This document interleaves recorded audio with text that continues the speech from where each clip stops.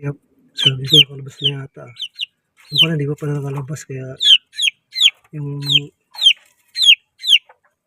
ano tinignan ko na ginunting ko ng ulit na gunting yung sa seal niya.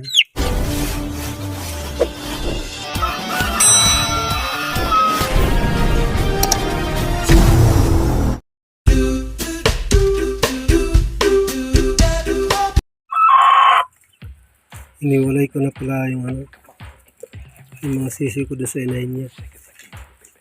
Wala sila ngayon, pang 14 days. Lagay ko na sila sa ibang kulungan. Iniwalay ko na sila sa nanay niya kasi parang hindi nakakakain yung mga sisi ko eh. Kinakaykay kasi itong nanay lagi yung lagayan ng pagkain eh. Well, 14 days naman sila, pwede na rin iwalay sila.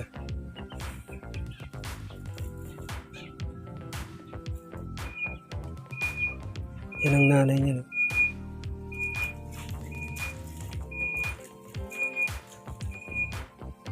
Ingin na kasi mo sila.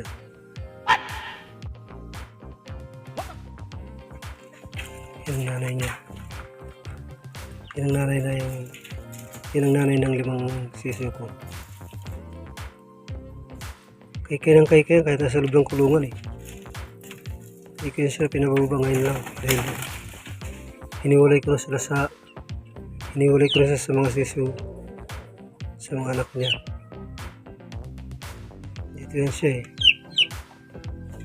Lagyan ko yan siya ng karton dyan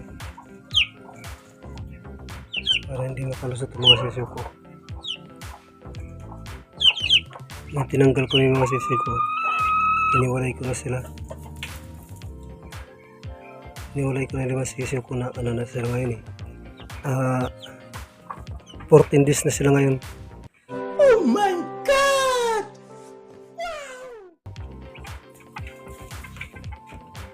Kaya pwede na silang hiwalay. Yung brother ko, dito sila.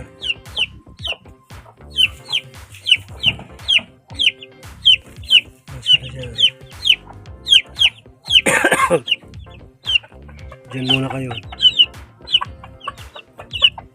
14 days na kayo kaya pwede na kayo ngayon. Ito yung bagong binili kong sa Shopee. Kainan na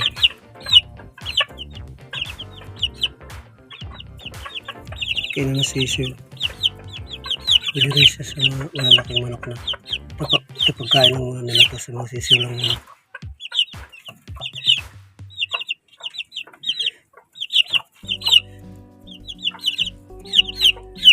Yan ang bagong bili ko para sa kanila yan. Yan ako talaga yun na para yan silang kakainin na sarili nila. Yan pagkakainan nila ngayon. Diba sila? Malaki na eh. Hindi ko lang matandaan dito kung saan yung isang inanay. Nilagay ko sa incubator. Ako lang nagtanggal sa shell ng yung itlog niya. Yung sa shell niya dahil hindi siya makalabas eh. Ito yata ito. Parang yan nga eh.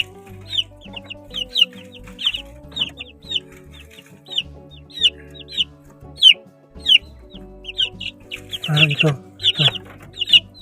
Ito yan. Ito yan. Yan tinanggal ko dun sa sila. Tumawag siya. Kasi nung napisa siya eh, hindi siya natuluyan Hindi siya matuluyan nabutas yung balat dun sa shell sa loob. Hindi siya makalabas dun. Pero hindi ko alam na buhay siya. Kasi nang hinats ko sila. 4 lang eh, bali 5. Napatay yung isa eh. Tapos yung isa, yung durog-durog na nga yung shell ng itlog. Bali may natitirang kalahati pala yata.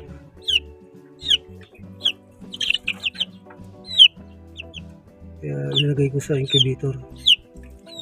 Ayan siya. Nabuhay din, kala ko walang sisiw eh. Yung mga 4 hours na yata may naririnig na ako na gano'n eh. Nagsisiyap-siyap. Sabi ko, kalabas na yata.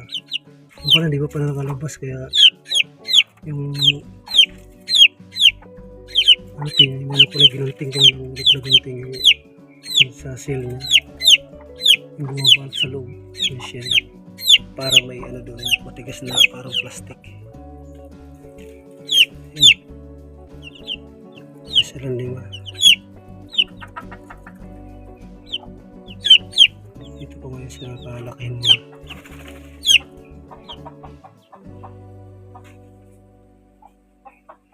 Maganda rin itong bagong kainan sa ano yung mga sisiw.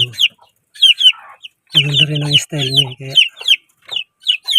hindi nila maano hindi nila maitatapon dahil yung bagong nakita ko sa Shopee.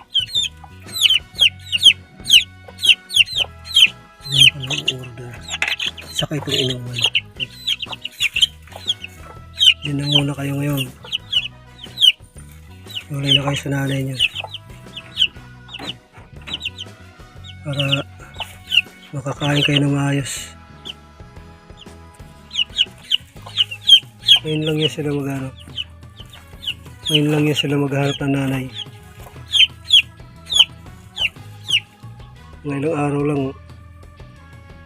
mamumuhay na yan sila ng sarili nila. Hindi na yan sila mag-iingay. Yung pinaka-brother ko yun. Pero sarado yan, sarap lang bukas. Sarap ko na rin yung pag